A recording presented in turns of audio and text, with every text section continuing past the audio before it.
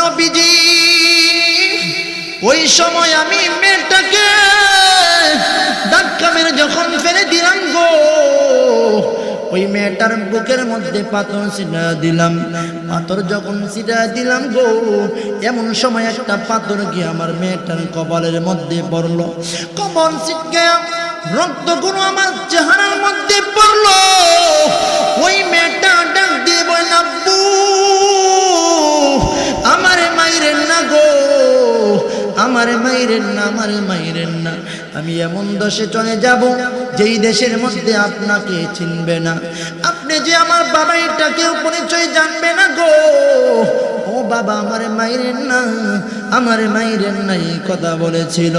ওই যে আমার মেয়েটা এমন ভাবে আব্বু আব্বু বলে কাঁদলো, আমার দিলের মধ্যে ওই ডাকটা এখন কারো বাজে কোনো আমি যত বড় অন্যায় করলাম, এই অন্যায়ের কারণে কি আমার আল্লাহ আমারে মাফ করবে কিনা? আল্লাহ তাআলার নবী ডাক দিয়ে বলেন, এইটা তুমি কেমন ভাবে করলা রে? নিজের মেয়েটাকে এমন ভাবে কেমন ভাবে তুমি দাফন করলা? এই কথা বলেন নবী চোখের পানিগুলো চেনে চেনে দিয়ে কান্দেন। দাহিয়াতুল কালবি নবীর ডাক দিয়ে বলেন, নবী গো আমার আল্লাহ কি আমারে মাফ করবে কি করবে না? আল্লাহ পাকের নবী ডাক দিয়ে বলেন, ক্বালা লা ইলাহা ইল্লাল্লাহ ফাদখালাল জান্নাহ। আল্লাহ তাআলার নবী বলেন, ওই সমস্ত যেই সমস্ত বান্দাগুলো কালিমা পড়বে, কালিমার বরকতে আমার আল্লাহ তাআলা ওই সমস্ত পিছনের যত গুনাহ থাকে আল্লাহ তাআলা সব গুনাহ মাফ করে দেয়। সুবহানাল্লাহ। আরসালাহু বিল হাক্কি বাশীরাও ওয়া নাযীরা ওয়া দাঈয়ান ইলাল্লাহি বিইذনিহি وسراجا منيرا. أما بعد فأعوذ بالله من الشيطان الرجيم. بسم الله الرحمن الرحيم. إن الذين آمنوا وعملوا الصالحات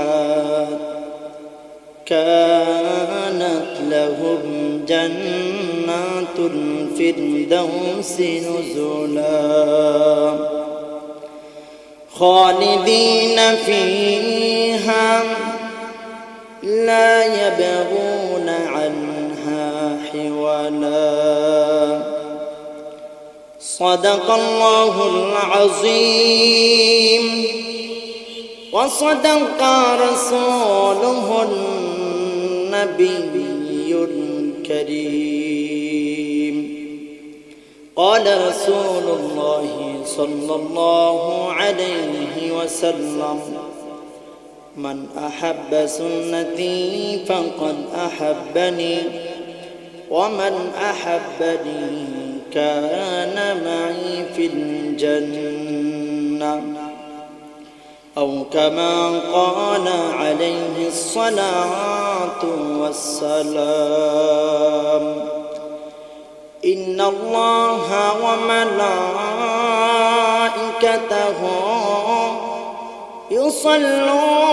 يصلون على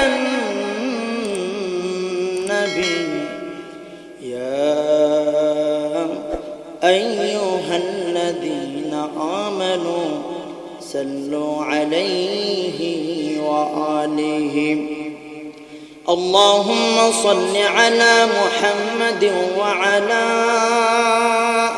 آل محمد كما صليت على إبراهيم وعلى آل إبراهيم إنك حميد مجيد. اللهم بارك على محمد وعلى آل كما باركت على إبراهيم وعلى آل إبراهيم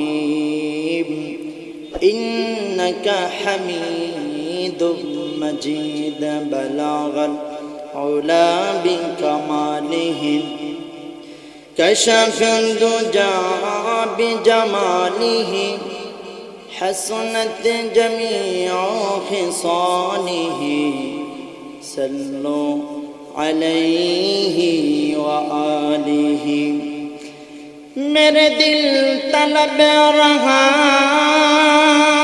है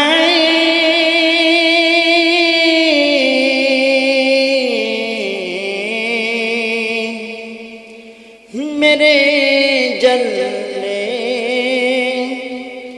रहा है सीना दवा वहीं मिलेंगे मुझे ले चलो मदीना बलगल उला बिकमालिह कशफन दुजा बिजमालिह हसनत जमीअ खिसालिह सल्लु अलैहि व आलिहि ला इलाहा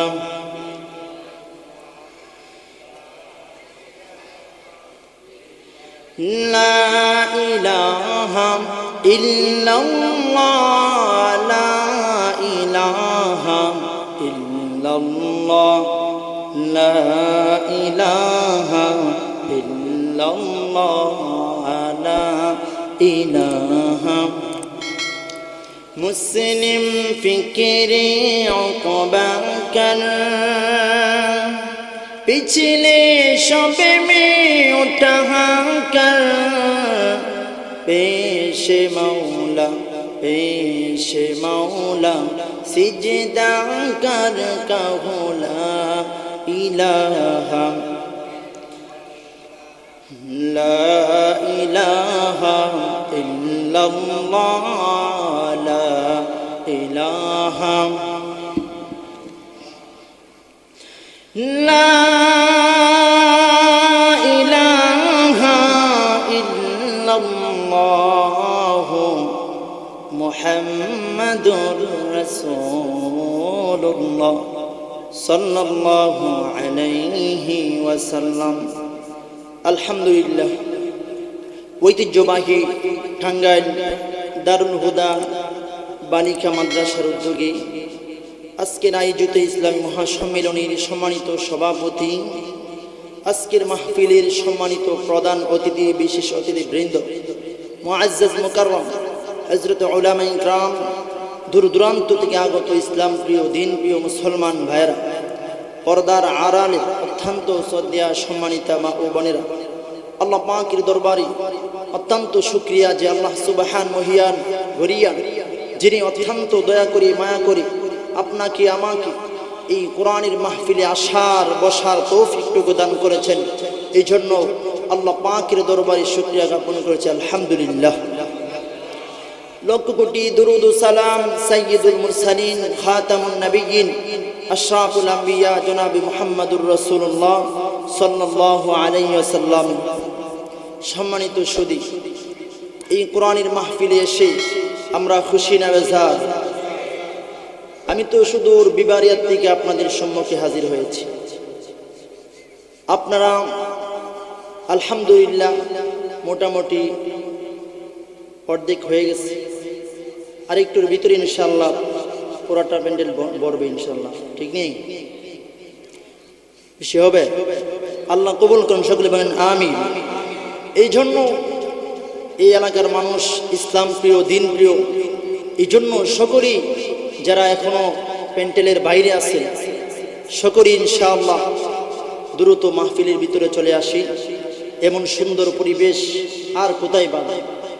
এইটাই তো আমাদের ঈমানওয়ালাদের কাজ, ঠিক কিনা? আজকে ঈমানওয়ালাদের সামনে শুধু বিপদ আর বিপদ, ঈমানওয়ালাদের সামনে বিপদ আসবেই, ঠিক কিনা বলি? কিন্তু ঈমানওয়ালা যতই বিপদ আসুক না কেন, কিন্তু ঈমানওয়ালারা বিপদকে বই পাইবে না, আল্লাহ পাককে বই পাইবে, ঠিক কিনা বলি? এই জন্য বাতিলরা যতই আমাদের উপরে আক্রমণ করার চেষ্টা করুক, কিন্তু আমরা ঈমান ওই বাতিলদের সামনে আমরা আমাদের মাথা নত করব না, ঠিক কিনা?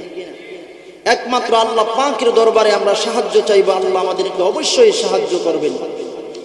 অতীতেও আল্লাহ তাআলা ইসলামের বিজয় আল্লাহ তাআলা দিয়েছেন। যদি আল্লাহ পাকের মুমিনরা যদি আল্লাহ পাকের দরবারে এই চোখের পানি ছেড়ে দিয়ে আল্লাহ তাআলাকে রাজি করতে পারে, তাহলে আল্লাহ তাআলা ওই আমাদেরকেও যেমনভাবে কাবা শরীফকে রক্ষা করার জন্য আল্লাহ পাক চড়ুই পাখি দিয়ে ওই তাদেরকে ধ্বংস করে দিয়েছিল, ঠিক তেমনি ভাবে আল্লাহ তাআলা ঈমানওয়ালাদেরকে হেফাজত করার জন্য আল্লাহ পাকের পক্ষ থেকে এমন একটা নির্দেশন চলে আসবে, ওই সমস্ত বাতিল এখানেই শেষ হয়ে যাবে, ঠিক কিনা বলেন? এই জন্য মুসলমান, তোমার অন্তরে কোনো ভয় থাকতে পারবে না, একমাত্র আল্লাহ তাআলার ভয় থাকবে। দুনিয়ার কাউকে ভয় পাওয়া ঈমানওয়ালাদের কাজ নয়। তো সম্মানিত সুধী, আমি আপনাদের সম্মুখে পবিত্র কুরআনুল কারীমে একখানা আয়াতে কারিমা তেলাওয়াত করেছি। নবীর অসংখ্য অগণিত হাদিসের ভান্ডার থেকে এখানে হাদিসের টুকরা তেলাওয়াত করেছি। আল্লাহ পাক আমাকে আপনাদের সম্মুখে কিছু আলোচনা করার মতন সুযোগ করে দিন, সকলে বলেন আমিন। সকলকে আল্লাহ পাক যেন আমলের নিয়তে শোনার তৌফিক দান করেন, সকলকে যেন আল্লাহ তাআলা এই মাহফিলের উসিলা করে আল্লাহ তাআলা যেন আমাদের সকলকে মাফ করে দেন, আমিন। এই আয়াতের ভিতরে আমি ঢুকছি। আল্লাহ পাক এই আয়াতের মধ্যে মুমিনদের জন্য জান্নাতের সুসংবাদ দিলেন। আল্লাহ পাক এই আয়াতের মধ্যে আল্লাহ পাক বলতেছেন, ইন্নাল্লাযীনা আমানু ওয়া আমিলুস সালিহাত কানাত লাহুম জান্নাতুল ফিরদাউসি নুজুলা। আমার আল্লাহ ডাক দিয়ে বলেন, আরে পৃথিবীর মুমিন, আমি আল্লাহ পাক ওই সমস্ত মুমিনওয়ালা যারা দুনিয়াতে নেক আমলগুলো করবে, ওই সমস্ত নেকওয়ালাদেরকে আল্লাহ পাকের পক্ষ থেকে ঘোষণা হলো তাদের জন্য কানাত লাহুম জান্নাতুল ফিরদাউসি নুজুলা। আমার আল্লাহ ডাক দিয়ে বলেন, আরে পৃথিবীর মুমিন, এই দুনিয়ার জমিনে যদি খাঁটি মুমিনওয়ালা হতে পারো, আল্লাহ পাক তোমাকে জান্নাতুল ফিরদাউস দান করবে। আল্লাহ তাআলা মুমিনদের জন্য জান্নাতুল ফিরদাউসের ঘোষণা করেছে।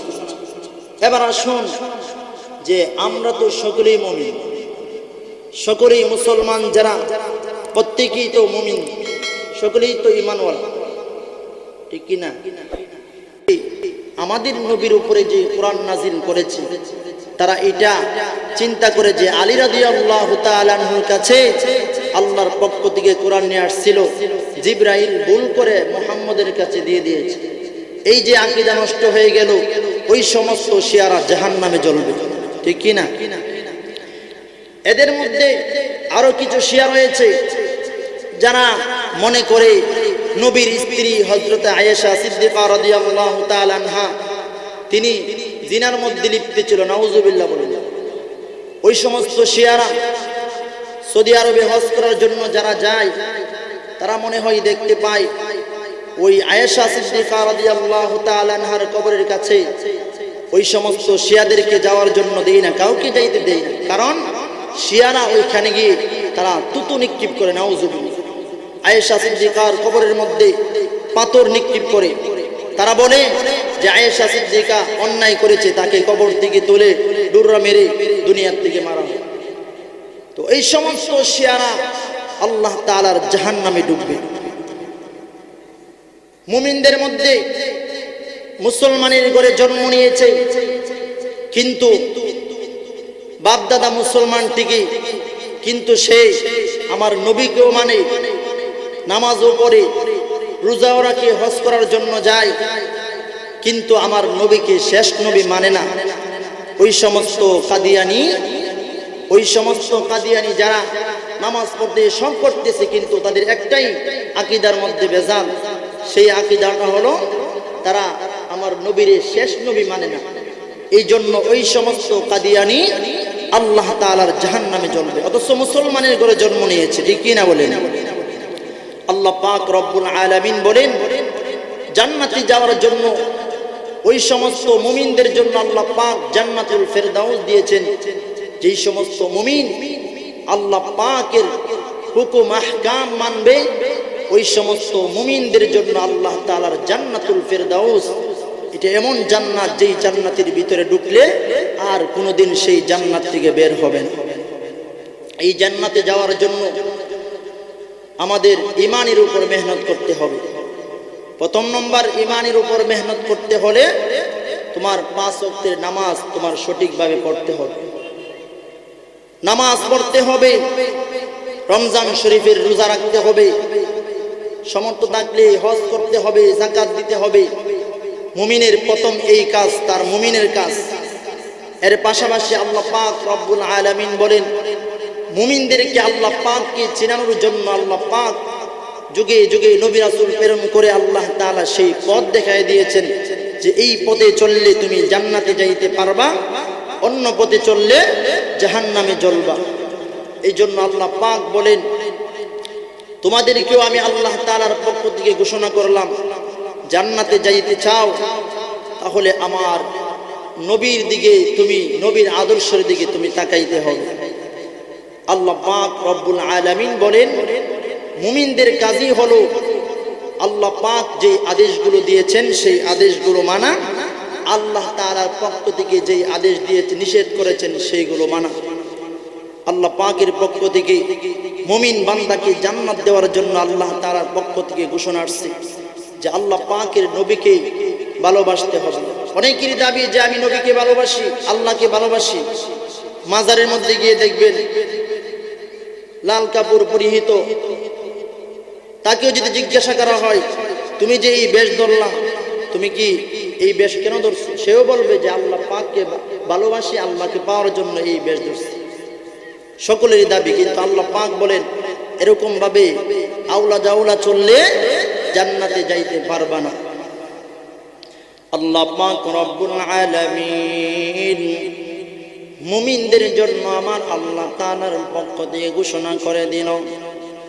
আল্লাহ পাক ডাক দিয়ে বলেন এরে পৃথিবীর মায়ার বান্দাগণ, দুনিয়াতে আমি আল্লাহকে ভালোবাসতে চাও তাহলে তুমি এমন ভাবে চললে আমার মালিক রে ভালোবাসতে পারবা না গো। আল্লাহ পাক রব্বুল আলামিন বলেন আমাকে যদি ভালোবাসতে চাও তাহলে আল্লাহ তাআলা আমার নবীর ডাক দিয়ে বলেন নবী গো, ওই সমস্ত মায়ার উম্মত গুলোকে জানিয়ে দেন, যেই সমস্ত মায়ার উম্মত গুলো আমি আল্লাহকে ভালোবাসতে চাইবো তারা যেন আপনি নবীর ভালোবাসে। এই মর্মে আল্লাহ পাক রব্বুল আলামিন বলেন কুল ইন কুনতুম তুহিব্বুনাল্লাহ ফাত্তাবিউনি ইউহিব্বুকুমুল্লাহ। আল্লাহ পাক রব্বুল আলামিন আমার নবীর ডাক দিয়ে বলেন নবী গো, সমস্ত মুমিনগুলোদেরকে জানায়া দেন তারা যদি আমি আল্লাহকে ভালোবাসতে চাই তারা যেন আপনি নবীরে ভালোবাসে। কারে ভালোবাসতে হবে? নবীরে ভালোবাসতে হবে গো। আল্লাহ পাক রব্বুল আলামিন যে আমার নবীকে ভালোবাসার জন্য বলল গো, কেমন ভাবে ভালোবাসতে হবে আল্লাহর নবী আমাদেরকেও জানায়া দিলেন। আল্লাহ তাআলার নবী বলেন রে আমার উম্মত, আল্লাহ পাক রব্বুল আলামিন যে ঘোষণা করলো আরে পৃথিবীর মানুষ আমি আল্লাহকে ভালোবাসতে চাও তাহলে আমার নবীকে ভালোবাসো। আমার নবীকে কেমন ভাবে ভালোবাসবা? এই মর্মে আল্লাহ তাআলার নবী বলেন মান আহাব্বা সুন্নতি ফাকাদ আহাব্বানি ওয়া মান আহাব্বানি কানা মাই ফিল জান্নাহ। আরে ভাই, আমার আল্লাহ তাআলার নবী ডাক দিয়ে বলে আমার উম্মত, দুনিয়ার জমিনে আমি নবীকে ভালোবাসতে চাও আল্লাহ পাকের নবীর কেমন ভাবে ভালোবাসতে হবে। আমার আল্লাহ তাআলার নবী বলেন, মান আহাব্বা সুন্নতি ফাকাদ আহাব্বানি ওয়া মান আহাব্বানি কানা মাই ফিল জান্নাহ। আল্লাহ তাআলার নবী ডাক দিয়ে বলেন, আরে আমার উম্মত, দুনিয়ার জমিনে আমি নবীর সুন্নতগুলোকে মহব্বত করতে পারো, তুমি যেন আমি নবীর মহব্বত করলা। যেই ব্যক্তি আমার নবীর সুন্নতের উপরে আমল করবে গো,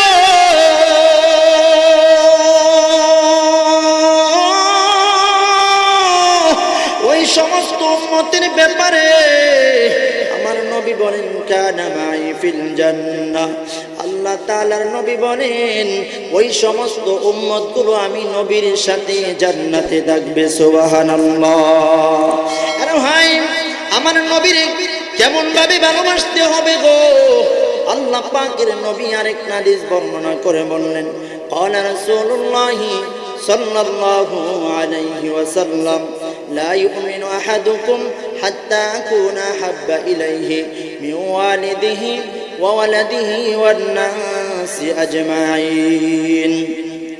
আমার নবী ডাক দিয়ে বলেন, আরে মায়ের উম্মত, আমি নবীর কেমন ভাবে ভালোবাসবা? তোমার মা বাবা আত্মীয় স্বজনের চাইতে আমি নবীরে ভালোবাসতে হবে। আল্লাহ পাক রব্বুল আলামিনের নবীকে আল্লাহ তাআলা দুনিয়ার সকল মানুষের জন্য আল্লাহ তাআলা যেমন ভাবে নবী বানাইছে, আমার নবীকে আল্লাহ তাআলা এই পৃথিবীর সব কিছুর জন্য আমার নবীরে আল্লাহ তাআলা নবী বানাইল গো। আল্লাহ পাক আমার নবীকে এমন ভাবে তৈরি করলেন, যেই নবীর মহব্বত করার কারণে ওই গাছ আল্লাহ তাআলার নবীর জান্নাতে ঢুকবে। আল্লাহ পাকের নবীর মহব্বত করার কারণে আল্লাহ তাআলার নবী যেই ঘোড়ার উপরে সওয়ার হয়েছে সেই ঘোড়া জান্নাতে ঢুকবে। আল্লাহ পাক নবীর এমন ভাবে সম্মান আর মর্যাদা দিল গো। আমার নবী ডাক দিয়ে বলে, পৃথিবীর উম্মত, আমি নবী আল্লাহ পাক সবার জন্য নবী হিসাবে দুনিয়ার জমিনে পাঠাইল। আরে আমার নবীর উম্মতের দল, দুনিয়ার জমিনে আমার নবীর কেমন ভাবে ভালোবাসতে হবে। আল্লাহ পাকের নবীর মাধ্যমে গোটা পৃথিবীর মানুষদেরকে বোঝাইতে চাই। আরে ভাই, আমার নবীকে কেমন ভালোবাসতে হবে একটু ধারণা করেন গো। আল্লাহ পাকের নবী যখন মদিনার ভিতরে ঢোকেন, আল্লাহ পাকের নবী যখন মদিনার ভিতরে থেকে যখন বের হয়ে যায়, এমন সময় আল্লাহ পাকের নবী ওই উহুদের পাহাড়ের সম্মুখে নবী মদিনার থেকে বের হই গো। আল্লাহ পাকের নবী যখন মদিনার জমিন থেকে বের হয়ে যায়, ওই উহুদ পাহাড় আমার নবীনে দেখতে পায়, আমার নবীনে দেখতে পায়। আল্লাহ পাকের নবী ঘটনাক্রমে অন্যদিকে ওই দিন চলে গেল, মদিনার থেকে বের হয়ে গেল। আমার নবী যখন ওই দিন অন্য রাস্তা দিয়ে মদিনার থেকে বের হয়, এমন সময় আল্লাহ পাকের পক্ষ থেকে জিবরাইল আরে আমার নবীর দরবারে আগমন করলো। আমার নবী ডাক দিয়ে বলে, নবী গো, আপনি যে উহুদ পাহাড়ের সম্মুখ দিয়ে আপনি মদিনার থেকে বের হন, উহুদ পাহাড় আপনি নবীরে মহব্বত করে গো, এই জন্য আজকে যে আপনি অন্য রাস্তা দিয়ে মদিনার থেকে বের হয়ে গেলেন, উহুদ পাহাড় সেইটা সহ্য করতে পারে নাই, সহ্য করতে পারে নাই। ও নবী, উহুদ পাহাড় আপনাকে না দেখার কারণে উহুদ পাহাড় চোখে পানিগুলো ছেড়ে দিয়ে কাঁদতেছে। আল্লাহ পাকের নবীকে জিবরাইলের মাধ্যমে সুসংবাদটা শোনা দিল গো। আল্লাহ পাকের নবী দৌড়াইয়া উহুদের প্রান্তরে চলে গেল। আল্লাহ পাকের নবী দৌড়াইয়া উহুদের প্রান্তরে চলে গিয়ে আল্লাহর নবী বলেন, উহিব্বুনি ওয়া উহিব্বুহু। আরে ভাই, ওই উহুদ পাহাড়ের সম্মুখে দাঁড়িয়ে আমার নবী ডাক দিয়ে বলে, উহুদ, তুমি বুঝি আমি নবীর এত ভালোবাসো? আল্লাহ পাকের নবী ডাক দিয়ে বলেন, যেই ব্যক্তি আমি নবীরে মহব্বত করে আমি নবীও তারে মহব্বত করি। এই জন্য আল্লাহ পাকের নবী তারপর থেকে যখন মদিনার থেকে কাফেররা নিয়ে বের হয়ে যাইতো গো, আল্লাহ পাকের নবী সেই ওই উহুদের প্রান্তরে গিয়ে নবী দাঁড়াইয়া উহুদকে দেখতে পাইতো। উহুদের সম্মুখ দিয়ে আমার নবী মদিনার থেকে বের হয়ে যাইতো। আল্লাহ পাকের নবী ওই যে উহুদ পাহাড় নবীরে ভালোবাসলেন গো। আল্লাহ পাকের নবী উহুদকে ভালোবাসে। এই জন্য যারা হজ করতে যায়, হজ করার পরে মদিনা থেকে যখন বের হয়, মদিনার নামাজ যখন ফজরের নামাজ যখন শেষ হয়ে যায়, ওই মদিনার সম্মুখে দাঁড়িয়ে থাকে। উহুদ পাহাড়ে যাওয়ার জন্য হাজী সাহেবকে গাড়ি ডাক দিয়ে বলেন, কে আছো উহুদ পাহাড় দেখার জন্য যাইবা? আল্লাহ পাকের নবীর ওই উহুদ পাহাড় নবীরে ভালোবাসা দেখাইলো। এই জন্য উহুদ আল্লাহ পাকের নবীর সাথে জান্নাতে যাবে। এই জন্য উহুদের সম্মানটাও দুনিয়ার জমিনে আল্লাহ বহু বাড়ায়া দিয়েছে। এই জন্যই তো হাজী সাহেবরা যখন হজ করার জন্য যায়, ওই উহুদ পাহাড়ের সম্মুখে উহুদ পাহাড়কে দেখে। আল্লাহ পাকের নবীর ওই উহুদ পাহাড় ভালোবাসছে, কেমন ভাবে ভালোবাসছে। এই জন্য উহুদ পাহাড়ের দামটা অনেক বেড়ে গেল। এই জন্য আমার নবী ডাক দিয়ে বলেন, আরে আমার উম্মত, দুনিয়াতে যদি আমি নবীর কলিজার থেকে ভালোবাসো গো, আমি নবীর সাথে তুমি জান্নাতে ঢুকতে পারবা। যেমন ভাবে উহুদ পাহাড় আমি নবীর ভালোবাসার কারণে উহুদের সম্মানটা অনেক বেশি হয়ে গেল। শুধু তাই নয়, আমার নবীর কেমন ভালোবাসলো। আমার নবী মসজিদে নববীর মধ্যে বসে, আমার নবী ওই একটা মরা খেজুর গাছ ছিল, ওই মরা খেজুর গাছের মধ্যে দাঁড়িয়ে দাঁড়িয়ে আমার নবী ওই মরা খেজুর গাছের মধ্যে দাঁড়িয়ে দাঁড়িয়ে জুমার দিনের খুতবা প্রদান করত। ঘটনাক্রমে একদিন এক মহিলা এসে আমার নবীনে ডাক দিয়ে বলেন, নবী গো, আপনি ওই মরা খেজুর গাছের মধ্যে দাঁড়িয়ে দাঁড়িয়ে আপনি খুতবা দেন, এই জন্য আমি আপনাকে বড় মহব্বত করি, আপনার কষ্টটাকে আমি মেনে নিতে পারি না। এই জন্য আমার একটা বাড়িতে একটা গাছ রয়েছে, এই গাছটা দিয়ে আপনার জন্য একটা মিম্বর বানিয়ে নিয়ে আসবো, মিম্বর বানিয়ে নিয়ে আসবো। আল্লাহ তাআলার নবীর অনুমতি চাই। আর নবী ডাক দিয়ে বলেন, যাও, আমি নবী তোমার অনুমতি দিলাম, যাও তুমি মিম্বর বানিয়ে নিয়ে আসো। আমার নবী যখন অনুমতি দিয়ে দিল গো, ওই মহিলা তার গাছটাকে কেটে মহিলা তার নবীর জন্য একটা মিম্বর বানিয়ে নিয়ে আসলো। আল্লাহ পাকের নবী ওই মিম্বর যখন মসজিদে নববীর মধ্যে ঢুকাইলো, এমন সময় ওই গাছ এমন ভাবে কান্না করতে আরম্ভ করে দিল। আমার নবী যখন দেখতে পায় ওই মানুষের সুরতে মানুষ যেমন ভাবে কান্না করে, ওই মরা খেজুর গাছ এমন ভাবে কান্না শুরু করে দিয়েছে। আল্লাহ তাআলার নবীর সামনে ওই মরা খেজুর গাছ নবীর সামনে কাঁদে গো। আমার নবী ডাক দিয়ে বললেন, খেজুর গাছ কেন কান্দ, এমন ভাবে কাঁদতেছো? আল্লাহ পাকের নবী ওই মরা খেজুর গাছকে জড়ায়া ধরলেন। সাহাবীরা এরা এমন কান্না শুরু করে দিল, আমার নবীর সাহাবীরা পর্যন্ত ওই গাছের কান্নার শব্দের আওয়াজ শুনতে পায়।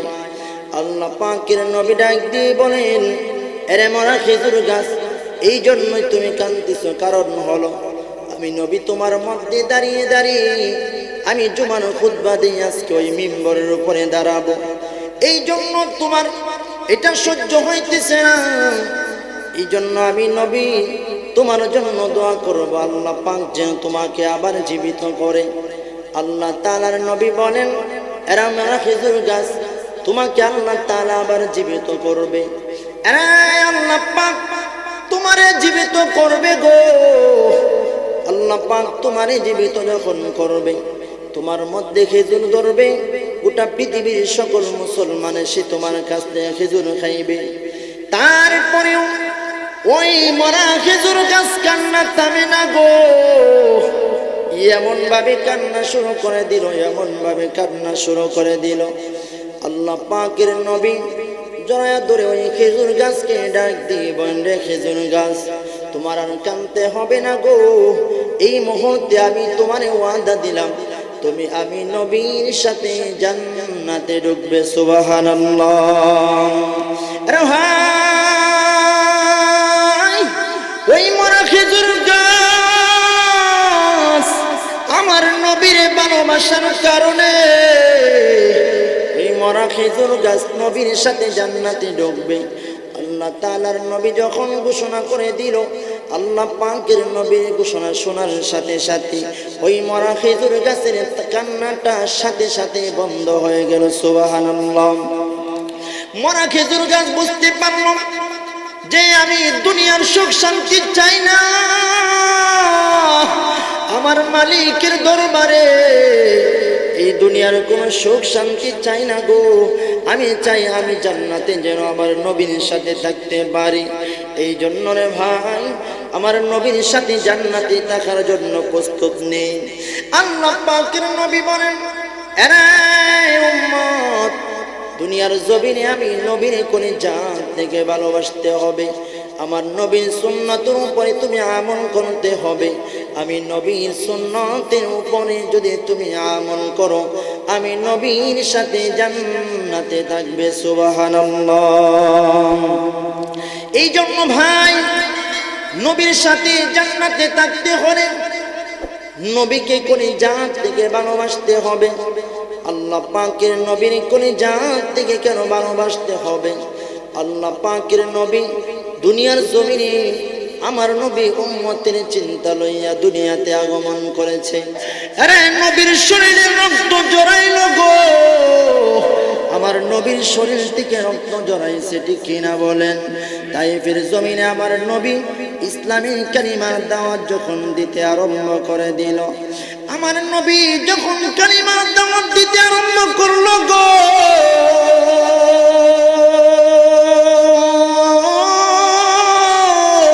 তাইফবাসী আমার নবী কেমন ভাবে অপমান করলো গো। আমার নবীর এমন ভাবে তারা আঘাত করতে আরম্ভ করে দিল। বেঈমানগুলো পাগলের মতন হইয়া আমার নবীর উপরে পাথরগুলো মারতে আরম্ভ করে দিল। আরে ভাই, আমার নবীর উপরে ওই বেঈমানগুলো পাথর নিক্ষেপ করতেছে।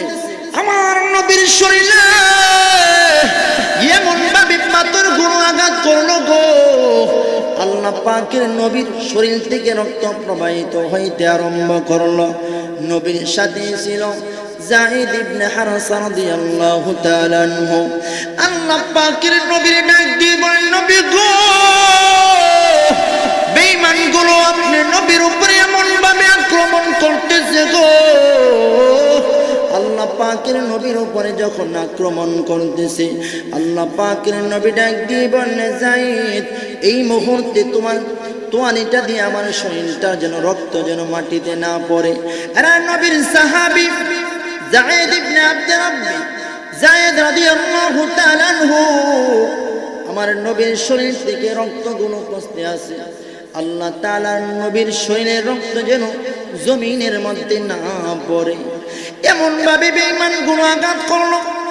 রক্তের একটা ফোঁটা আমার নবীর শরীর থেকে বেবে নবীর পা মুবারক থেকে নবীজির জুতা পর্যন্ত চলে গেল, জুতা পর্যন্ত চলে গেল।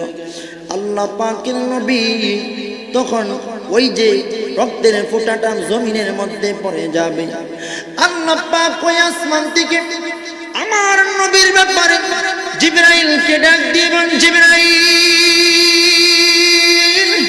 এ আমার বন্ধু শরীরের রক্তের ফোঁটা যদি এই জমিনের পরে গো, এই জমিনটা তামা হয়ে যাবে, এই জমিনের মধ্যে ভূমিকম্প শুরু হয়ে যাবে। এই জন্য দৌড়াইয়া যা, আমার বন্ধুর রক্তের ফোঁটা যেন এই জমিনের মধ্যে না পড়ে।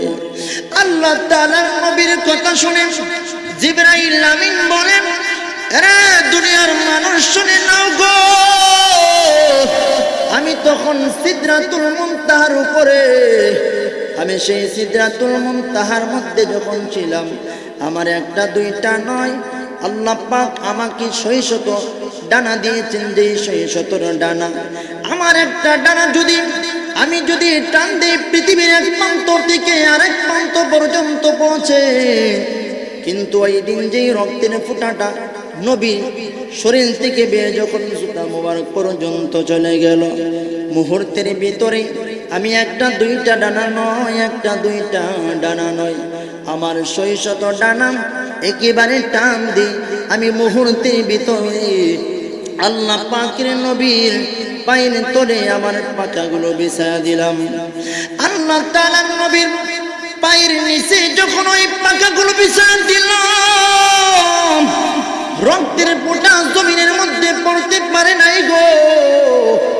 আল্লাহ পাকের নবীর জিবরাইল ডাক দিয়ে বলেন, নবী গো, আপনি যদি এই মুহূর্তে অনুমতি দেন গো, তাহলে আমি মুহূর্তের ভিতরে এই তায়েববাসীকে ধ্বংস করে দেব। আল্লাহ তাআলার নবী ডাক দিয়ে বলেন, জিবরাইল, এই তায়েববাসীকে যদি ধ্বংস করো গো, তাহলে আমি কালিমার দাওয়াত কাকে দিব গো? এই জন্য আমি আল্লাহ পাকের দরবারে দোয়া করে আমার মানিক যেন আমার এই রক্তের ফোঁটার বিনিময়ে যেন এই তায়েববাসীকে যেন আল্লাহ তাআলা হেদায়েত দান করে। সুবহানাল্লাহ। আরে ভাই, এমন মায়ার নবী কোথায় পাইবা গো?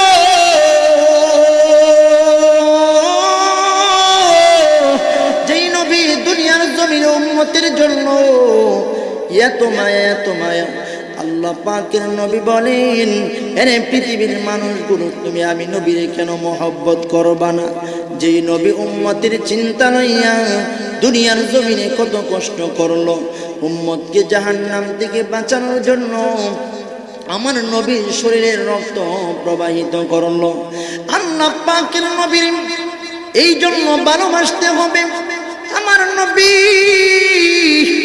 এই দুনিয়ার জমিনে যখন আগমন করলেন গো, আমার নবী যেদিন দুনিয়াতে আগমন করলো, আমার নবী উম্মতের চিন্তা লইয়া আরে দুনিয়ার জমিনে আগমন করেছিল।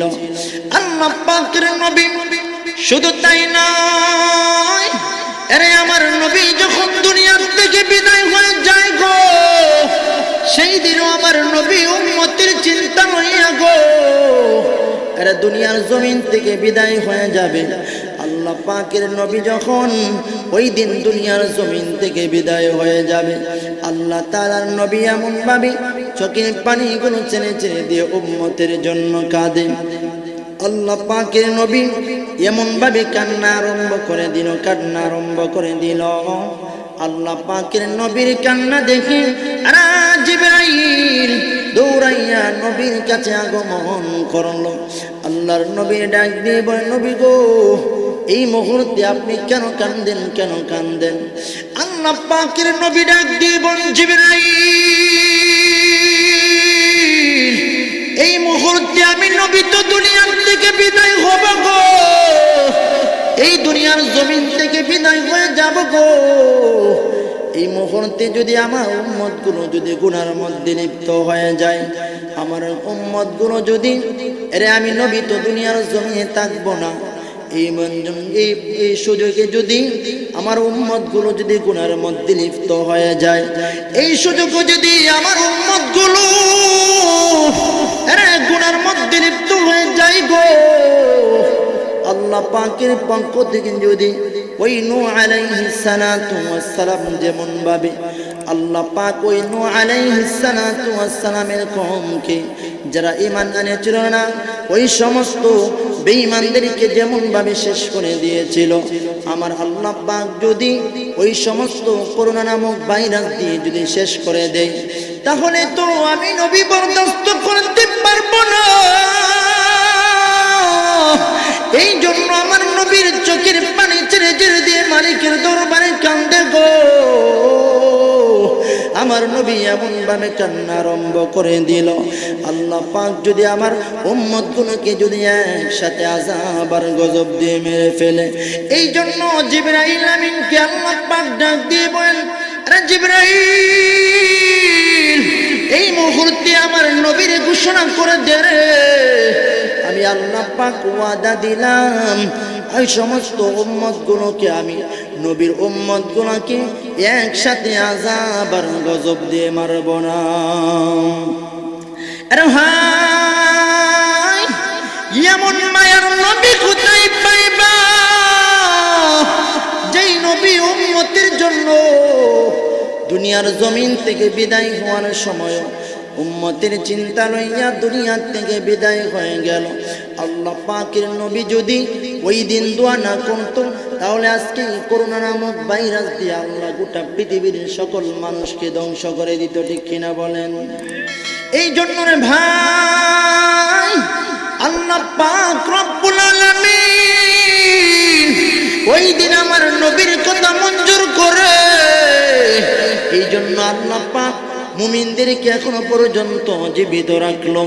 আল্লাহ পাক রব্বুল আলামিন ওই দিন আমার নবীর দোয়াকে কবুল করেছিল। ভাই, কেন নবীরে ভালোবাসবা না? যেই নবী দুনিয়া থেকে বিদায় হওয়ার পরে উম্মতের চিন্তা লইয়া দুনিয়া থেকে বিদায় হয়েছে। শুধু তাই নয়, আল্লাহ পাক রব্বুল আলামিন বলেন, দুনিয়ার জমিন যখন, এই দুনিয়াটা যখন কিয়ামত হয়ে যাবে, এই দুনিয়া যখন ধ্বংস হয়ে যাবে, আরে ভাই, এই দুনিয়া যখন ধ্বংস হবে গো, আল্লাহ পাক রব্বুল আলামিন ডাক দিয়ে বলে, পৃথিবীর মানুষ, এই দুনিয়ার জমিন একদিন থাকবে না, এই দুনিয়ার জমিন তছনছ হয়ে যাবে, ঠিক কিনা বলেন? আরো জোরে বলেন, ঠিক কিনা? আরে ভাই, দুনিয়ার জমিন যখন শেষ হয়ে যাবে, আল্লাহ পাক রব্বুল আলামিন বলেন, এই দুনিয়ার জমিনের পরে আমি আল্লাহ পাকের দরবারে মুমিন তুমি দাঁড়াইতে হবে। আল্লাহ পাকের দরবারে যখন মুমিন তুমি দাঁড়াইবা, ওই দিন কিন্তু আল্লাহ পাক যে একটা কিয়ামতের ময়দান, আরে ভাই, কিয়ামতের ময়দানে দাঁড়াইতে হবে গো। সেই দিন আল্লাহ পাক ওই সমস্ত উম্মতগুলো পর্যন্ত আল্লাহ পাকের দরবারে দাঁড়াইবে। আদম পয়গম্বর থেকে নিয়ে দুনিয়ার জমিনে যত মানুষ দুনিয়াতে আগমন করেছে, ওই কিয়ামতের কঠিন ময়দানে আমার আল্লাহ পাকের দরবারে দাঁড়াইতে হবে। আরে ভাই, আল্লাহ পাকের দরবারে দাঁড়াইবা,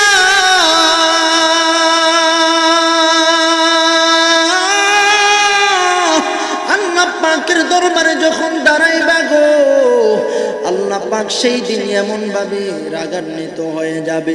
আল্লাহ পাক সেই দিন ডাক দিয়ে বলবেন, রে পৃথিবীর মানুষ, আমি আল্লাহ পাক তো দুনিয়ার জমিনে বেঈমানগুলোকেও আমি আল্লাহ খাওয়াই। যারা দুনিয়াতে আমি আল্লাহকে মানলেও খাওয়াই, আল্লাহ না মানলেও আমি আল্লাহ তাকে খাওয়াই। কারণ দুনিয়াতে আমি আল্লাহ হলাম রহমান, পরকালে কিন্তু আমি আল্লাহ রহমান থাকবো না। আরে ভাই, পরকালে আল্লাহ মুমিনদের জন্য হবে রহিম, কিন্তু নাফরমানদের জন্য আল্লাহ পাক হবেন কাহার। আল্লাহ তাআলা সেই দিন কাহার রূপ ধারণ করবে। আল্লাহ পাক যখন সেই দিন কাহার রূপ ধারণ করে, আল্লাহ তাআলা কিছুক্ষণ পরে পরে হুঙ্কার দিবে।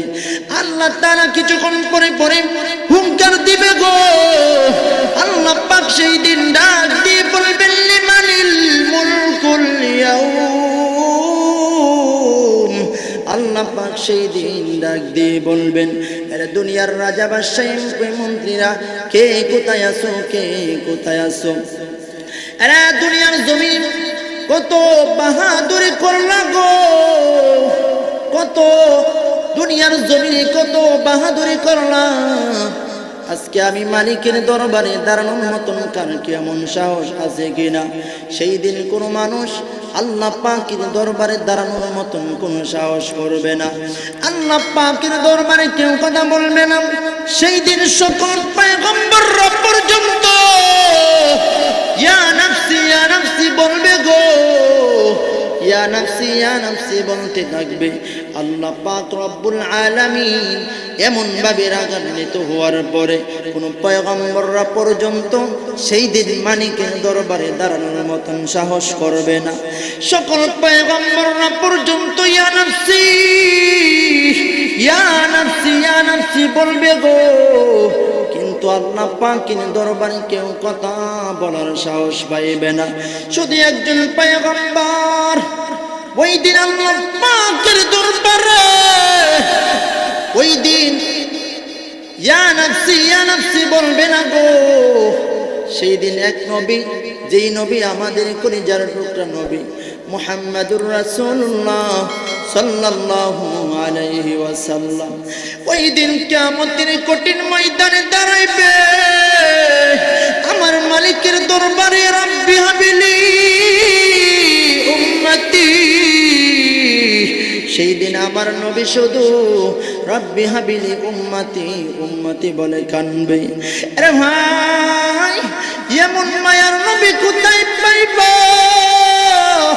যেই নবী দুনিয়ার জমিনও উম্মতের জন্য কাঁদলো।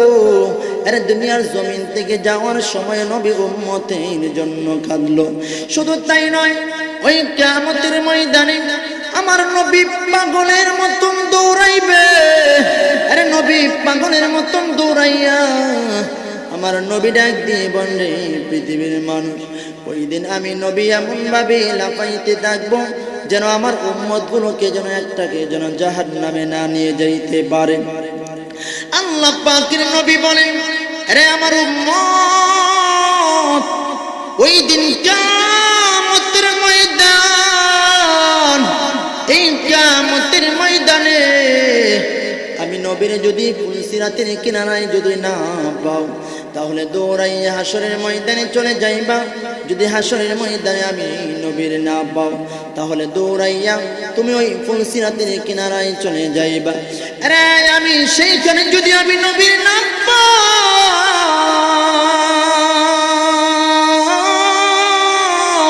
দৌড়াইয়া ওই জাহান্নামের কিনারায় চলে যাইবা গো। জাহান্নামের কিনারায় আমি নবী উম্মতের জন্য দাঁড়ায়া থাকবো। ওই দিন আমার নবী দেখে দেখে ওই সমস্ত উম্মতগুলো যারা দুনিয়ার জমিনে আমি নবীর কোলে জান থেকে ভালোবাসবে, আমার নবীর সুন্নতের উপরে আমল করবে, ওই সমস্ত উম্মতগুলোকে দেখে দেখে আল্লাহ পাক রব্বুল আলামিনের কাছ থেকে সুপারিশ করে করে ওই জাহান্নাম থেকে হেফাজত করে আল্লাহ তাআলার জান্নাতে নিয়ে যাবে। সুবহানাল্লাহ, আল্লাহু আকবার বলি, আর জোরে আল্লাহু আকবার। আরে ভাই, সেই দিন আমার নবী উম্মতের চিন্তা লইয়া পেরেশান হয়ে যাবে গো। সকল পয়গম্বররা ওই দিন কোনো কথা বলার সাহস পাইবে না। এই জন্য আমার নবীর ভালোবাসতে হবে, যেই নবী দুনিয়াতে উম্মতের চিন্তা করলো, এর পরকালেও নবী উম্মতের চিন্তা করবে। সেই নবীর কো আমরা বলতে পারি না, ঠিক কিনা বলেন? আরে ভাই, সেই নবী ওই কিয়ামতের ময়দানে আল্লাহ পাকের পক্ষ থেকে ঘোষণা চলে আসবে গো। আল্লাহ পাক ডাক দিয়ে বলবেন, নবী গো, দুনিয়ার জমিনে আপনি বহুত কেঁদেছেন, আজকে আপনি এই জায়গার মধ্যে আপনি পাগলের মতন দাঁড়াইয়া কাঁদবেন। আমি আল্লাহ তো সেইটা বরদাস্ত করতে পারি না। এই জন্য আল্লাহ পাক নবীর ডাক দিয়ে বলবেন, নবী, ওই যে মাকামে মাহমুদ দেখা যায় গো, এই মাকামে মাহমুদে আপনি চলে যান। আল্লাহর পয়গম্বর সেখানে যাওয়া মাত্র আল্লাহ তাআলার নবী সিজদায় পড়ে যাবে। আল্লাহ তাআলার নবী সিজদায় পড়ে যাবে। সাহাবাই কেরামরা আমার নবীর ডাক দিয়ে বলেন, নবী গো, ওই সমস্ত উম্মতরা কেন ইয়া নাফসি বলবে, কারণটা কি? আল্লাহ তাআলার নবী বুখারী শরীফের লম্বা হাদিসে বর্ণনা করেন গো। আল্লাহ তাআলার নবী বলেন, রে সাহাবীরা, এই কিয়ামতের কঠিন ময়দানে মানুষগুলো পাগলের মতন দৌড়াইয়া আদম পয়গম্বরের কাছে চলে যাবে। আদম পয়গম্বরের কাছে যখন চলে যাবে, আদম পয়গম্বরকে ডাক দিয়ে বলবেন, পয়গম্বর,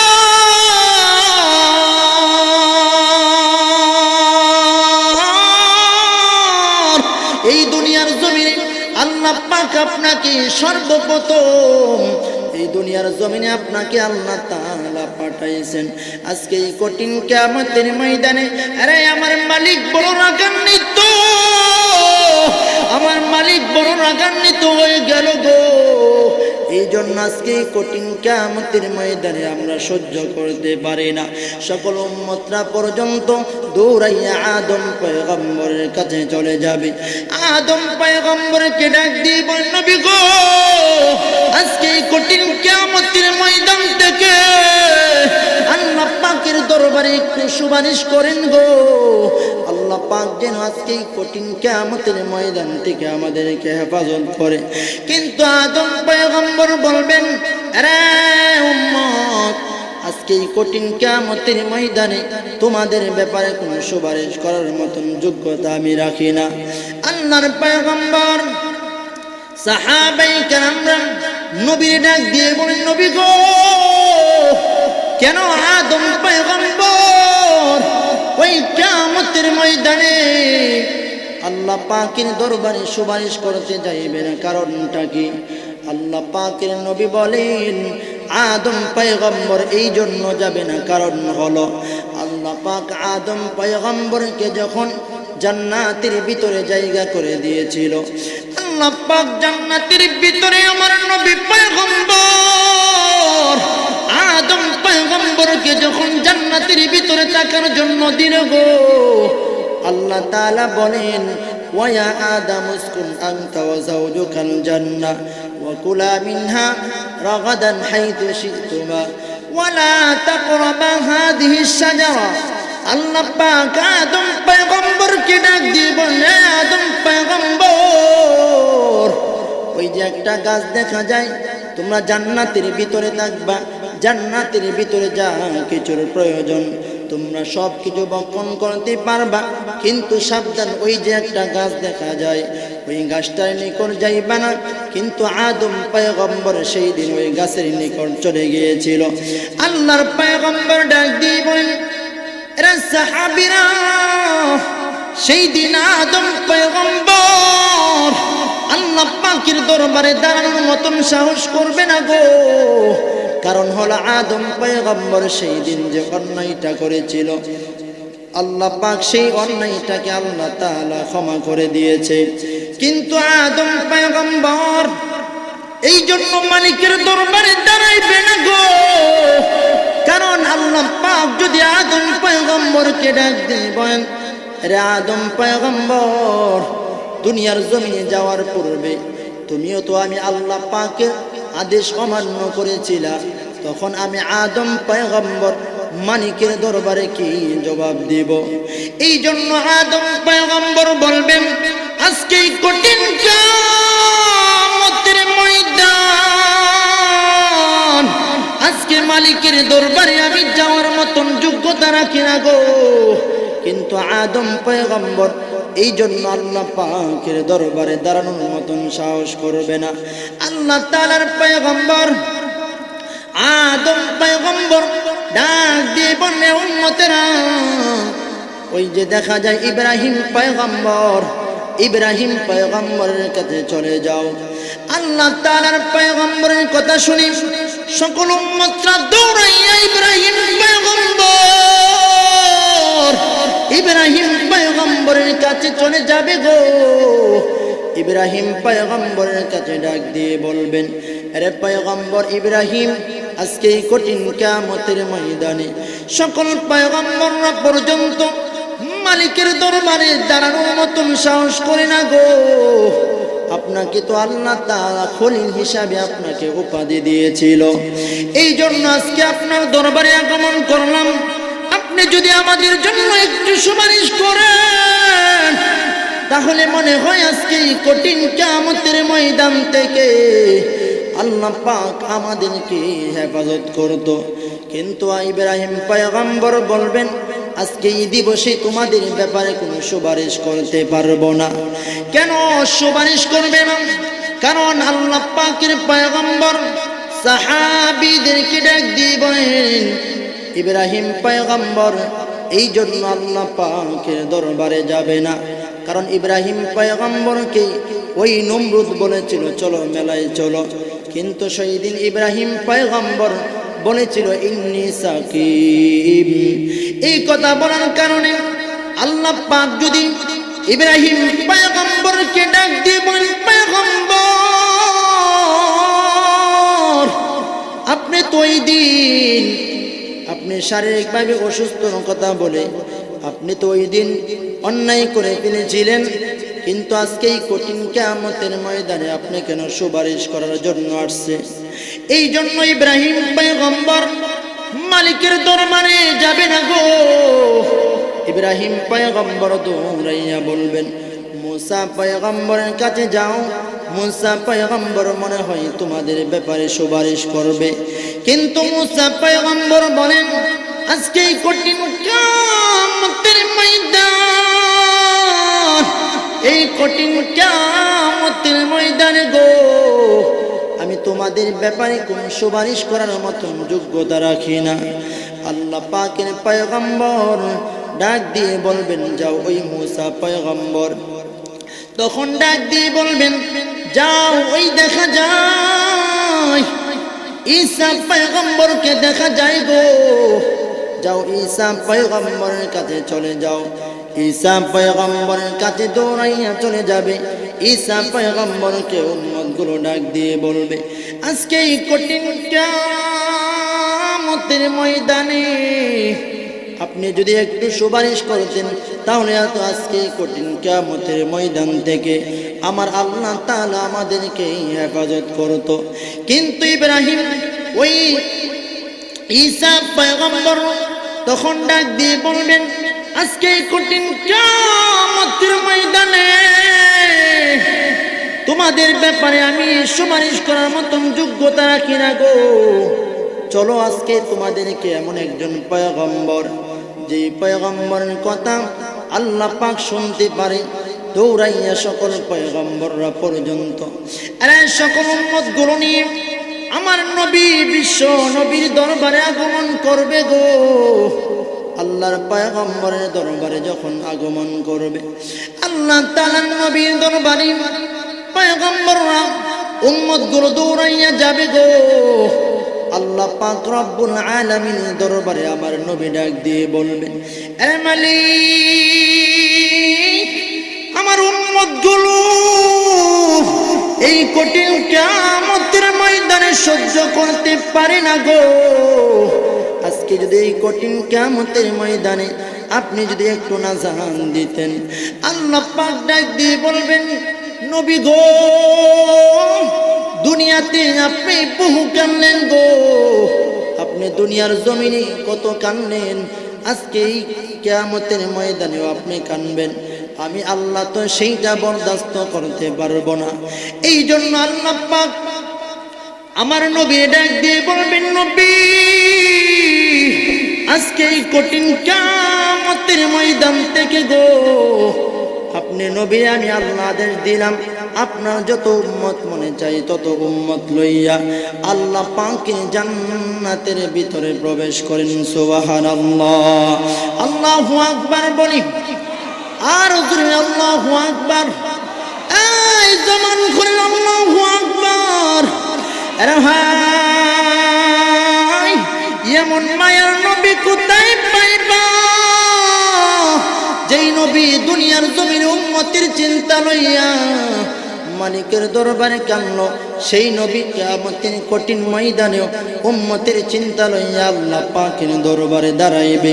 এই নবীরে তুমি যদি না ভালোবাসো গো, তাহলে তোমার মতো নালায়েক আর কে হতে পারে, ঠিক কিনা বলেন? এই জন্য আল্লাহ পাকের নবী বলেন, মান আহাব্বা সুন্নতি ফাকাদ আহাব্বানি ওয়া মান আহাব্বানি কানা মাই ফিল জান্নাহ।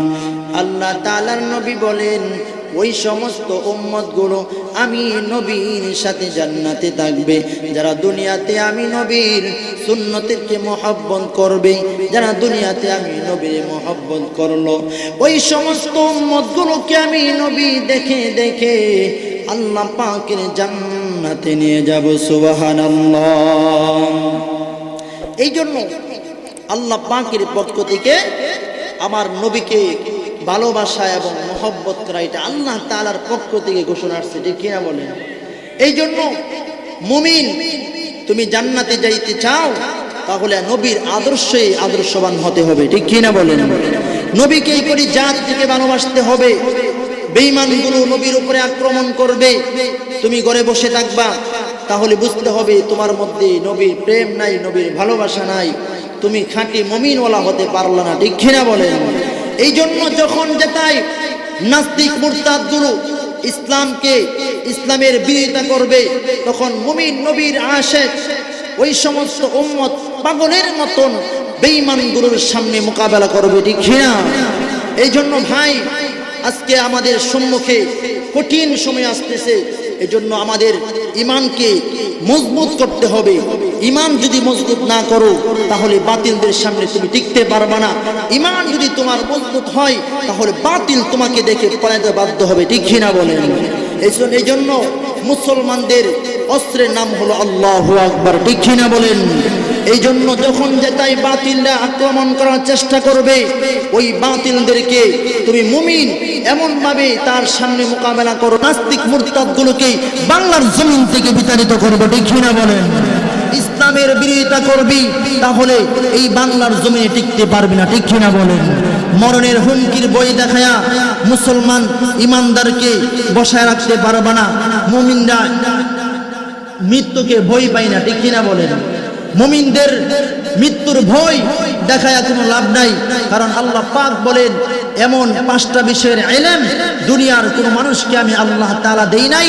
1 নম্বর ইলম হলো, আল্লাহ পাক বলেন মৃত্যু কখন কিভাবে আসবে এটা দুনিয়ার কেউ জানে না। অতএব তুমি আরেকজনকে মারার জন্য চেষ্টা করবা, তোমাকে আল্লাহ তাআলা এর আগেই তোমাকে নিয়ে দুনিয়ার থেকে নিয়ে যাবে, ঠিক না? এই জন্য মুসলমান সতর্ক থাকতে হবে। মুসলমান তোমার ঈমানকে মজবুত করতে হলে তুমি এমন ভাবে আল্লাহ পাকের জন্য, আল্লাহ পাকের আশিক হয়ে, আল্লাহ পাকের যে আদেশ, এই আদেশগুলো যদি তুমি দুনিয়াতে মানতে পারো, তাহলে আল্লাহ তাআলার পেয়ারা বান্দা হতে পারবা, ঠিক না বলেন? এই জন্য ভাই, নবীর কলিজার দিকে ভালোবাসবো। আমার নবীর মাধ্যমে আল্লাহ পাকের ভালোবাসা পাওয়া যাবে, ঠিক না বলেন? আল্লাহ পাক রব্বুল আলামিন গোটা পৃথিবীর মানুষদেরকে বোঝাইতে চান, আমি আল্লাহ পাককে যদি মহব্বত করো, আমার নবীর ভালোবাসতে হবে। নবীর ভালোবাসার মাধ্যমে আমি আল্লাহ তোমার প্রিয় হব। এই জন্য মুমিন, তুমি যদি খাঁটি ঈমানওয়ালা হও গো, পাশে আমার নবীর সুন্নতের উপরে তুমি আমল করতে হবে। আল্লাহ পাক রব্বুল আলামিন বলেন, আরে মুমিন, এই দুনিয়ার জমিনে চলতে ফিরতে গুনার মধ্যে লিপ্ত হয়ে গেল, আরে তুমি আল্লাহ পাকের গোলামি করলা না। এই জন্য রে মুমিন, এই মুহূর্তে যদি তুমি এমন বিশাল গুনাহ করে ফেললা, গুনাহ করার পরে যদি আরে খাঁটি দিল নিয়ে যদি আমার মালিকের দরবারে চোখের পানিগুলো ছেড়ে দিয়ে কাঁদতে পারবো, আমি আল্লাহ পাক রব্বুল আলামিন ওই পানির বদলতে তোমার জিন্দেগির গুনাহগুলো মাফ করে দেব। সুবহানাল্লাহ। আল্লাহ পাক বলেন, আরে দুনিয়ার বান্দা, দুনিয়ার জমিনে তুমি গুনার মধ্যে লিপ্ত হয়ে গেল, এমন সময় যদি দুনিয়ার থেকে বিদায় হওয়ার পূর্বে খালিদ দিনে যদি আমি আল্লাহ তাআলার দরবারে এর গুনার জন্য তওবা করতে পারো, আমি আল্লাহ তাআলা তোমার তওবা কবুল করব। আরে ভাই, তুমি তো দুনিয়ার জমিনে মুমিনের ঘরে জন্ম নিয়ে আল্লাহ পাকের গোলামি করতে একটু ব্যর্থ হয়েছ। আল্লাহ পাক রব্বুল আলামিন বলেন, পিছনে যে নেক আমলগুলো থেকে বঞ্চিত হয়ে গেল। এই জন্য এই কথা স্মরণ করে আমি মালিকের দরবারে তওবা করবা, আমি মালিক তোমার তওবাকে আমি আল্লাহ তাআলা কবুল করব, ঠিক না বলেন? একটু লক্ষ্য করে দেখেন, আল্লাহ পাক যে আমাকে মাফ করবে, একটু চিন্তা করে দেখেন, ধারণা করে দেখেন। আল্লাহ পাকের নবীর দরবারে আল্লাহ তাআলার নবী সাহাবায়ে কেরামদের সম্মুখে বয়ান করতেছে। এমন সময় আল্লাহ পাকের নবীর সাহাবীদের মধ্য থেকে একজন সাহাবী এর কান্না জড়িত এমন ভাবে কান্না শুরু করে দিল। আমার নবী তাকায় দেখি, আরে চোখের পানিগুলো ছেড়ে দিয়ে কান্দেন গো। আমার নবী ডাক দিয়ে বল সাহাবী তুমি কেন কান্দো? আল্লাহ তাআলা নবীর সাহাবী ডাক দিয়ে বলেন নবী গো আমি এমন গুনাহ করেছি এই গুনার জন্য আমি কাঁদতেছি। আমার আল্লাহ কি সেই গুনাহগুলো মাফ করবে কি করবে না? আল্লাহ পাকের নবী ডাক দিয়ে বলেন আরে সাহাবী এমন কি গুনাহ করলা গো যে গুনার জন্য তুমি চোখের পানিগুলো ছেড়ে ছেড়ে দিয়ে কাঁদতেছো? আল্লাহ পাকের নবীর ওই সাহাবী ডাক দিয়ে বলেন নবী গো আমি এমন গুনাহ করেছি এই গুনার কথা শুনলে আপনি মনে হয় আমাকে বের করে দিবেন। আল্লাহ তাআলা নবী ডাক দিয়ে বলেন সাহাবী কি গুনাহ করলা গো? আমি নবী শুনতে চাই, তুমি আমাকে বলো আমি শুনতে চাই। আল্লাহ পাকের নবী ডাক দিয়ে বলেন নবী গো আমি এমন একটা গুনাহ করলাম, এমন একটা গুনাহ করলাম। আল্লাহ পাকের নবী ডাক দিয়ে বলেন নবী আমি বহুদিনের জন্য ব্যবসার উদ্দেশ্য বাহির হয়ে গেলাম। বাহিরে যখন রওনা হয়ে যাব এমন সময় আমার স্ত্রীর গর্ভে আমার সন্তান ছিল। এমতো অবস্থায় আমি বাড়ির সকল মানুষ থেকে বিদায় নিয়ে গেলাম। সকল মানুষ থেকে বিদায় নিয়ে গো বহুদিনের জন্য আমি বিদেশের দিকে রওনা হয়ে গেলাম। ওই দিকে আমার স্ত্রীকে ডেকে বলেছিলাম আরে প্রাণীর স্ত্রী এই মুহূর্তে আমি তো বহুদিনের জন্য সফরে চলে যাইতেছি। এমতো অবস্থায় ওই মহিলা তার স্ত্রী ডাক দিয়ে বলেন প্রাণীর স্বামী আপনি তো বহুদিনের জন্য সফরে চলে যাইতেছেন, ব্যবসার উদ্দেশ্য বহু দূরে রওনা হয়ে গেলেন। ও আমার স্বামী আমি এই মুহূর্তে যে আমার গর্ভে যে সন্তানটা রয়েছে এই সন্তানটার ব্যাপারে আপনি কিছু বলে যান। ওই সময় সাহাবী ডাক দিয়ে বলেন প্রাণের বিবি তোমার গর্ভে যে সন্তানটা আগমন করবে এই সন্তানটা দুনিয়াতে আগমন করার পরে তাকায়া দেখবা যদি ছেলে সন্তান হয় তাহলে আদর করে যত্ন করে রেখে দিবা, আর যদি মেয়ে সন্তান হয় গো তাহলে তাকে সাথে সাথে হত্যা করে ফেলবা নাউজুবিল্লাহ। আল্লাহ তাআলার পয়গম্বরের কাছে বলতেছেন নবী গো বহুদিনের জন্য রওনা হয়ে গেলাম গো বহুদিনের জন্য রওনা হয়ে গেলাম। এমতো অবস্থায় সফর শেষ করে আমি বাড়িতে এসে দেখি আমার বাড়ির সামনে একটা ছোট্ট সুন্দর একটি মেয়ে। এমন সুন্দরী মেয়েটা আমারে আব্বু আব্বু বলে ডাকে গো, আমারে আব্বু বলে জড়ায়া ধরে ডাক দিয়ে বলেন আব্বু আপনি এতদিন কোথায় ছিলেন, আপনি এতদিন কোথায় ছিলেন? এমতো অবস্থায় আমার প্রাণের বিবি ডাক দিয়ে বলেন বিবি গো এই মেয়েটা কে হতে পারে? এই মেয়েটা দিয়ে আমারে আব্বু আব্বু বলে ডাকে কারণটা কি? এবার ওই প্রাণের বিবি ডাক দিয়ে বলেন প্রাণের স্বামী গো আপনি তো বহুদিনের জন্য সফরে চলে গেলেন, ইতিমধ্যে আমার গর্ভে যে সন্তানটা ছিল এই সন্তানটা যখন দুনিয়াতে আগমন করলো আপনি তো বলেছিলেন যদি মেয়ে সন্তান হয় তাহলে জিন্দা যেন দাফন করে ফেলে, কিন্তু আমার এই মেয়েটা যখন দুনিয়াতে আগমন করলো এমন সময় তাকায়া দেখি গো আমি তো এটা করতে পারি না। এত সুন্দর মেয়েটাকে আমি কেমন ভাবে জিন্দা দাফন করব? এবার দাহিয়াতুল কালবি ডাক দিয়ে বলেন এই প্রাণের বিবি এটা তুমি কি করলা? এবার মানুষের সামনে আমি কেমন ভাবে মুখ দেখাইব? আর ওই সময় প্রাণের বিবি ডাক দিয়ে বলেন আরে প্রাণের স্বামী এই মেয়েটা এত সুন্দর, এই মেয়েটাকে আমি মারতে পারি নাই, আমি মারতে পারি নাই। এই কথা বলার সময় ওই দাহিয়াতুল কালবির অন্তরে এমন ভাবে জ্বালা উঠলো হায়রে কি ব্যাপার, আমি এতদিন পর্যন্ত যেই সমস্ত মেয়েদেরকে জিন্দা দাফন করলাম আজকে সমাজের লোকেরা আমাকে বলবে ওই দেখো মেয়ের বাপ যায়, মেয়ের বাপ যায়। এই কথা বললে তো আমি দাহিয়াটা বরদাস্ত করতে পারবো না। এই কথা বলে বলে দাহিয়াতুল কালবির অন্তরে একটা এমন একটা পরামর্শ চলে আসলো। দাহিয়াতুল কালবি তার পানির বিবির ডাক দিয়ে বলেন, বিবি গো, আমি তো বহুদিনের জন্য সফরে গিয়েছিলাম, বহুদিন ধরে আমি বেড়ানোর জন্য যাই নাই, আমার এই মেয়েটাকে সাজাইয়া দাও, আমি ওই সফরের অবস্থায় আমি আমার আত্মীয় স্বজনের বাড়িতে বেড়ানোর জন্য যাব।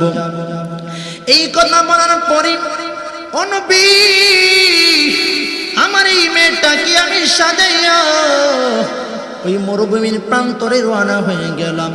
মরুভূমির দিকে যখন রওনা হয়ে গেলাম গো, এমন সময় আমি ওই একটা মরুভূমির প্রান্তরে গিয়ে আমি এমন ভাবে গর্ত করার জন্য প্রস্তুতি নিলাম।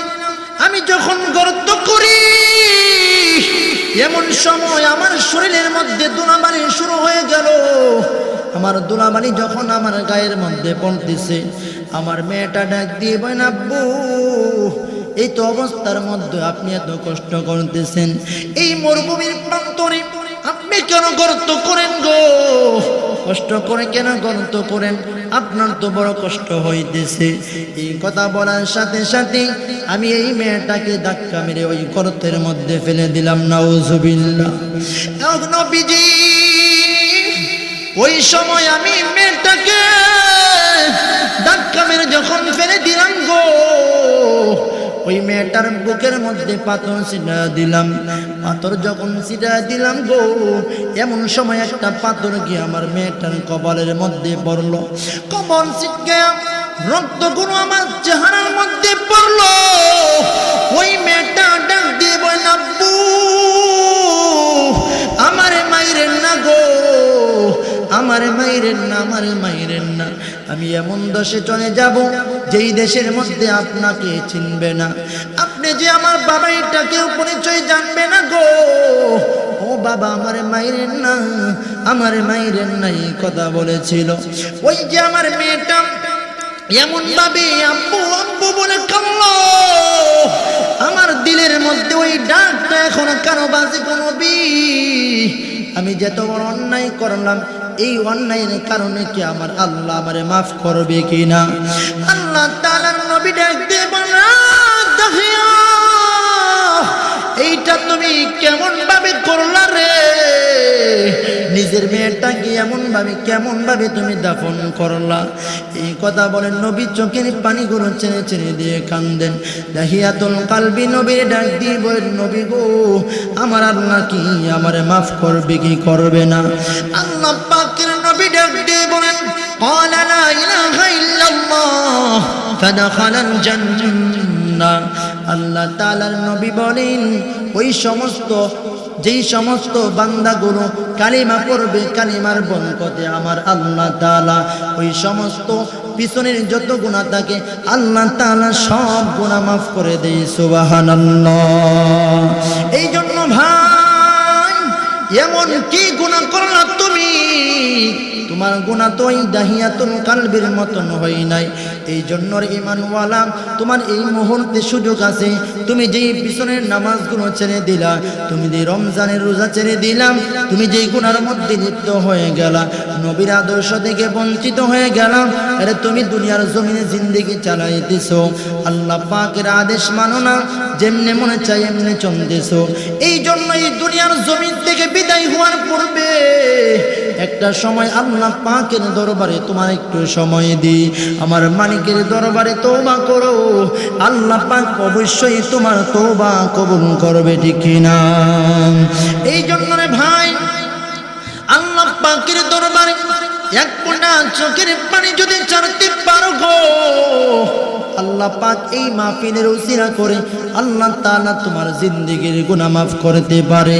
এই জন্য ভাই, দিনের কাজের মধ্যে আপনি লিপ্ত হয়ে যাইবেন, আল্লাহ পাকের পক্ষ থেকে আপনার উপরে সাহায্য চলে আসবে। এই জন্য আল্লাহ পাকের দরবারে সর্বহালতে আল্লাহ পাকের আদেশগুলো মানবেন, নবীর সুন্নতগুলোর উপরে আমল করবেন, তাহলে আল্লাহ তাআলার দরবারে অত্যন্ত প্রিয় হয়ে যাবেন। এই জন্য আল্লাহ পাক বলেন, যেই সমস্ত ঈমানওয়ালা বাপদাদার ঘরে জন্ম নিয়েছে, মুসলমানের ঘরে জন্ম নিয়েছে, মুসলমানের ঘরে জন্ম নিয়ে সেই যদি দুনিয়ার জমিনে আল্লাহ পাকের গোলামি করতে পারে, ওই সমস্ত মায়ার বান্দাগুলো আল্লাহ পাকের উপরে ঈমান আনার পরে যারা নেক আমল করে, ওই সমস্ত বান্দাদের জন্য কানাত লাহুম জান্নাতুল ফিরদাউসি নুজুলা, আল্লাহ তাআলা ওই সমস্ত বান্দাগুলোকে জান্নাতুল ফিরদাউসে ঢুকাইবেন। সুবহানাল্লাহ। এই জন্য জান্নাতের ভিতরে যে ঢুকবেন, জান্নাতের ভিতরে ঢুকলে এই জান্নাত থেকে আর কোনোদিন আপনি বের হতে পারবেন না, আল্লাহ বের করবেন না। এই জান্নাতের ভিতরে থাকার জন্য আমরা প্রস্তুত আছি তো ইনশাআল্লাহ। এই জান্নাতের ভিতরে থাকতে হলে নামাজ পড়তে হবে কিনা, রোজা রাখতে হবে কিনা, যাকাত দিতে হবে কিনা, আল্লাহর নবীর আদর্শের উপরে চলতে হবে কিনা। আল্লাহ তাআলার নবীর আদর্শের উপরে চলতে হলে আল্লাহ তাআলার যেই বিধান, এই বিধানের উপরে আমরা আমল করতে হবে। তো ইনশাআল্লাহ ভাই, আমি আপনাদের এখানে এসে অত্যন্ত খুশি হইলাম যে আপনাদের এই এলাকার আলহামদুলিল্লাহ মানুষ জাঁকজমক হয়ে গেছে। আল্লাহ পাক যেন প্রত্যেকের জিন্দেগির গুনাহ মাফ করে দেন, আমিন। তো আপনাদের এই যে একটা মাদ্রাসা, দারুল হুদা বালিকা মাদ্রাসা, এই মাদ্রাসার মধ্যে আপনাদের মেয়েরা পড়াশোনা করবে, এখানে পড়ে যদি আলেমা হতে পারে আপনাদের লাভ আছে কিনা। আপনি যখন মৃত্যুবরণ করবেন, মৃত্যুবরণ করার সময় আপনার যদি দুইটা মেয়ে থাকে, একটা মেয়ে যদি ইংলিশ লাইনে লেখাপড়া করে আর একটা মেয়ে যদি এই বালিকা মাদ্রাসায় লেখাপড়া করে, আপনি যখন মৃত্যু সজ্জায় তখন ওই যে ইংলিশ মেয়েটা পড়তো, এই মেয়েটা কি করবে? আপনার কানের সামনে ইংলিশ পড়বে, আর ওইদিকে আপনার দারুল হুদা বালিকা মাদ্রাসা ছাত্রী কি করবে? আপনার কানের সামনে সূরা ইয়াসিন পাঠ করবে, ঠিক কি না? তো আপনার জন্য দোয়া করবে। এই জন্য এমন একটা পথ এই মাদ্রাসা হয়েছে, আপনারা খুশি না বেজার? এই মাদ্রাসার জন্য আমাদের যতটুকু সহযোগিতা করার আমাদের করা দরকার আছে কিনা। তো ভাই, আমি মুসাফির মানুষ, আল্লাহ পাকের দরবারে দোয়া করব এই মাদ্রাসার জন্য এমন কোন ব্যক্তি আছেন কিনা যে আমি আল্লাহ পাকের এই দিনকে টিকে রাখার জন্য, মহিলারা যেন দ্বীনি ইলম শিখতে পারে, আমি এই জন্য এই মাদ্রাসার জন্য আমি 10,000, 20,000, 50,000 এমন কেউ আছেন কিনা? একটু হাত তুলে দেখান যে আমি হুজুর 5,000, 10,000 টাকা দেব। একটু হাত তুলে দেখান কে আছেন, কোন ভাই হবেন? আল্লাহ, যে ভাই প্রথম হাত তুলবে আল্লাহ ওনার পরিবার। হুজুরের পরবর্তী ওয়াজ আসিতেছে আমাদের ইউটিউব চ্যানেলে, তাই সাবস্ক্রাইব করে সাথেই থাকুন।